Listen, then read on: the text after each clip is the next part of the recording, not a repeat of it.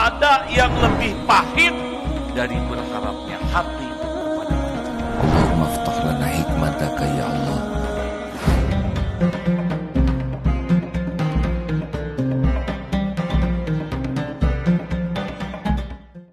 Jadi kita harus hakul yakin bahwa diri kita ini ciptaan Allah, milik Allah.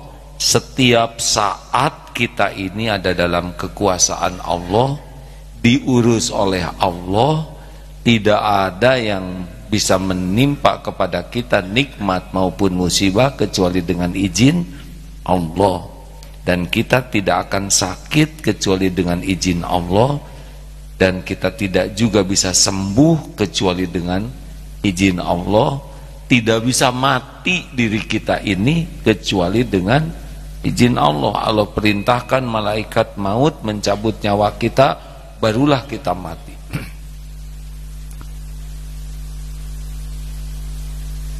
Walaupun bagaimanapun tidak bisa mati kita ini kecuali dicabut nyawanya oleh malaikat maut atas perintah Allah.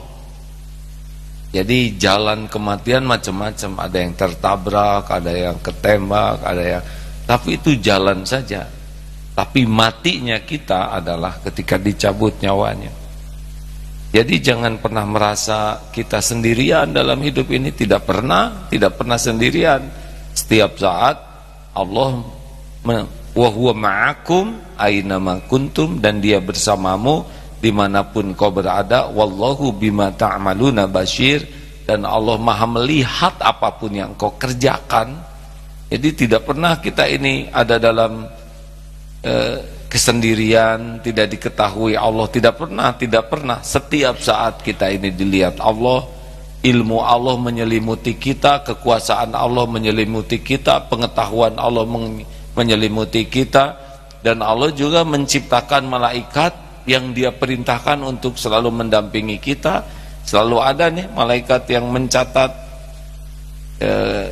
di kanan dan di kiri kita. Juga ada malaikat-malaikat lain yang mendampingi. Jadi tidak pernah sendirian. Dan harusnya kita tidak kesepian dimanapun, mau dalam keramaian, mau lagi sholat bifak, sedang sendiri sholat bifak, ya tidak ada sepi. Semua rumput bertasbih kepada Allah, pohon-pohon bertasbih, semut, nyamuk, semua yang ada ciptaan Allah. Yusabbihu lahu ma fis samawati wa ma fil ard, bertasbih kepada Allah. Semua makhluk-makhluk yang ada di dalam Solobifak sendiri itu, ya, mereka bertasbih, tanahnya, airnya, anginnya, semua makhluk ciptaan Allah. Itulah sebabnya kalau orang sudah yakin kepada Allah, dia yakin ini semua ini bertasbih, dan yakin Allah selalu menemani dirinya.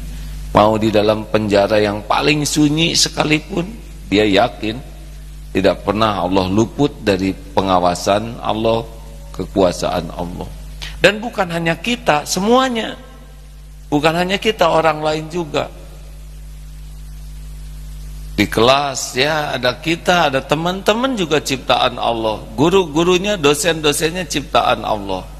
Semuanya ciptaan Allah, dikuasai Allah Subhanahu wa ta'ala. Termasuk dalam peperangan. Dalam peperangan ya musuhnya juga ciptaan Allah. Peluru yang mendesing, nah itu cara membangunkan.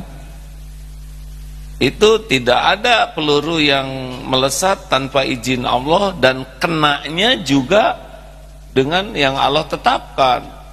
Ketembak, wah itu telah terbunuh di medan perang, pasti izin Allah, karena orang tidak bisa mati kecuali dengan izin Allah.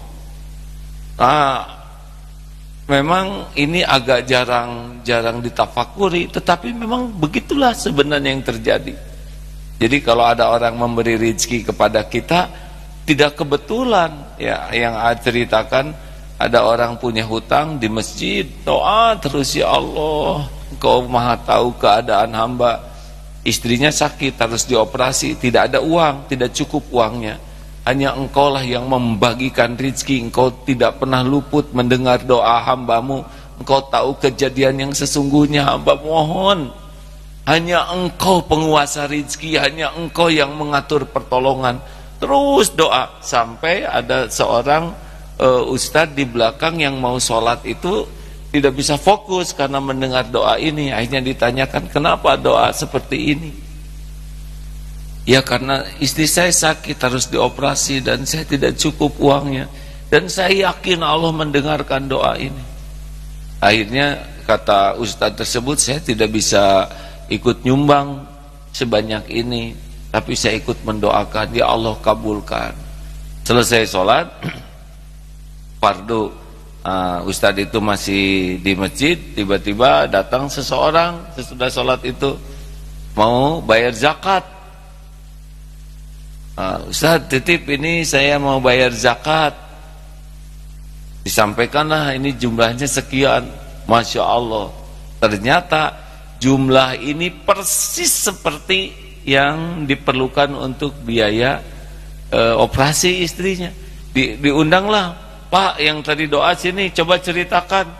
Yang tadinya kaget ustadz mendengar orang berzakat dengan zakatnya yang sama, sekarang ketika diceritakan oleh orang yang berdoa, yang berzakat yang kaget, kenapa jadi sama? Ya sebetulnya tidak ada yang aneh kalau dalam ilmu ma'rifatullah, meyakini Allah, ya karena dia perlunya segitu. Allah maha tahu, Allah gerakan siapa di antara hamba yang dikehendakinya untuk berzakat dengan jumlah yang sama. Tidak rumit bagi Allah, karena setiap pikiran orang itu Allah juga yang menguasai. Jelaskah hadirin sekalian? Jadi kita jangan lepas dari Allah, bahwa semua itu ada dalam kekuasaan Allah. Semuanya hanya bisa terjadi biiznillah.